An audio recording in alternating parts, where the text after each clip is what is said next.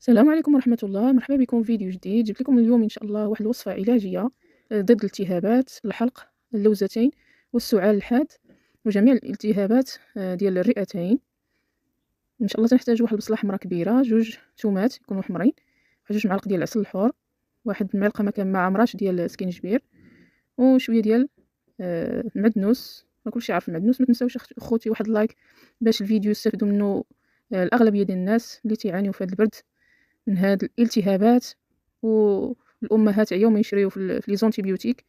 هذا واحد الانتيبيوتيك منزلي ساهل التحضير وعنده واحد الفعاليه كبيره، تنتمنى تجربوه. راه هو مفيد جدا وتعطي واحد نتائج مبهره. غادي تصدموا في النتائج ديالو ان شاء الله، وغادي يعجبكم وغادي تعاودوه ان شاء الله لوليداتكم وما يكون عندكم باس. تنتمنى لكم الصحه والعافيه والوليدات ديالكم وديالنا. هذا البرد هذا راه تيكون فيه الالتهابات كثيره، وخاصه الجهاز التنفسي. تيكون السعال والزكام والانفلونزا وبزاف ديال المشاكل الرئويه، واضافه الى اللوزتين الحلاقم. الوليدات الصغار دغيا تيتاثروا بهذا البرد، والحلق التهاب ديال الحلق، وهذاك البلغم الناس اللي تيعانيو منه كثير. هاد الوصفه ان شاء الله غادي تساعدكم باش تحدوا منه وتنقصوا منه. راه ساهله، راه ما فيهاش بزاف ديال المقادير. ها انتم اخوتي تاخذوا ديك البصله الحمراء، تحاولوا ديروا لها كما درت ليها، تتخويوها من الداخل، ضروري تخليه واحد شويه في الجناب. ها انتم يا خوتي تتخويوها مزيان على هذا الشكل اختي، وصافي ان شاء الله. هذاك الدخلاني ديال البصله غادي نوريكم واحد السلطه باش نعالجوا السكري، مرض السكري ان شاء الله، ونقصوا من الخزان الا كان عندكم خزان طالع. هنا ندير جوج معالق كبار عامرين ديال العسل الحر. العسل راه مهم في هذه الوصفه، ضروري يكون حر. وناخذ هذوك التومات تكون حمراء بلديه، وتتحاولي تقطعيها مزيان. وكما تتعرفوا اختي الثومه راه واحد المضاد حيوي رهيب، مهم الالتهابات، ونحاولوا نتناولوها بكثره، بالخصوص في هذا البرد هذا. حاولوا تناولوها بزاف وديروا الوجبات اللي تكون فيه الثومه، تكون فيها الثومه بزاف، راها مزيانه لهذا البرد وتتسخن الجسم. زوينه للاطفال والناس كاملين، بالخصوص الاطفال دابا اللي تيعانيو في هذا البرد هذا، حيت المناعه ديالهم تتكون هابطه. هما والناس الكبار حتى هما تتكون المناعه ديالهم هابطه. نحاولوا ناكلوا الاغذيه اللي تطلع المناعه وتتحاول على الجسم ديالنا باش يبقى في اللياقه ديالو.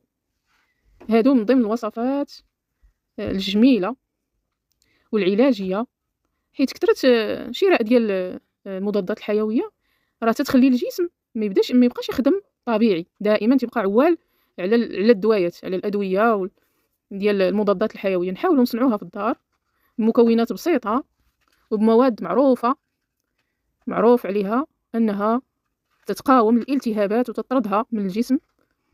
هنا تنضيف هذيك المعلقه اللي ما كاملاش ديال سكينجبير، وإلا كان طري اختي طري تاخذي واحد طريف صغير وتتقطعيه بحال الثومه بحال هكا، وتتخلطي داك الخليط بحال هكا على هذا الشكل، خلطي مزيان يتجانسوا. العمليه سهله ولكن النتائج ديالها راه جربيها يا اختي، جربيها وردي عليا الخبر.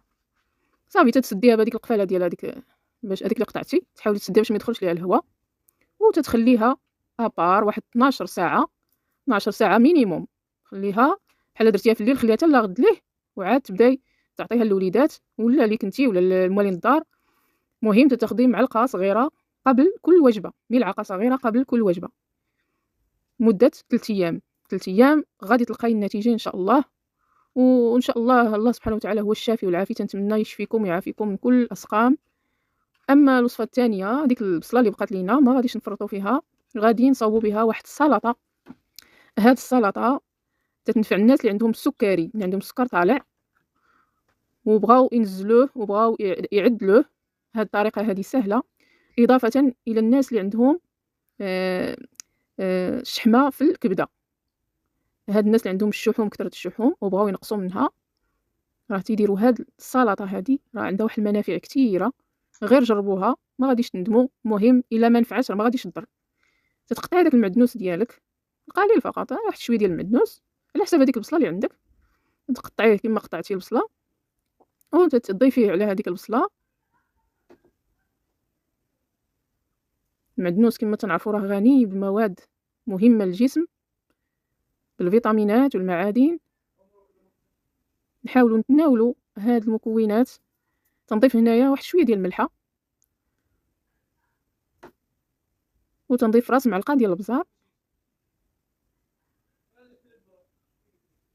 تنضيف ايضا واحد شويه ديال الخل، الا كان خل التفاح راه احسن.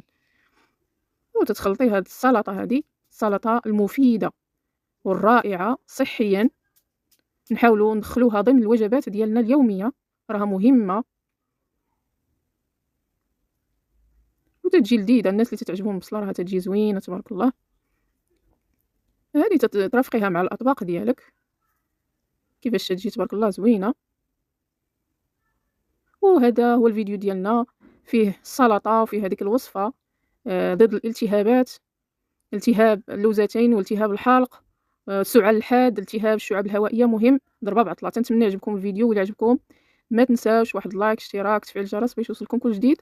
وان شاء الله غادي نحط لكم مقادير صندوق الوصف وطريقه الاستعمال. شكرا لكم على وفائكم وعلى مشاهده الفيديو. دعمونا باش يطلع هذا الفيديو ويستافدوا منه الناس بزاف، والله يجعلها مغفره ورحمه للوالدين ان شاء الله. شكرا لكم والى اللقاء.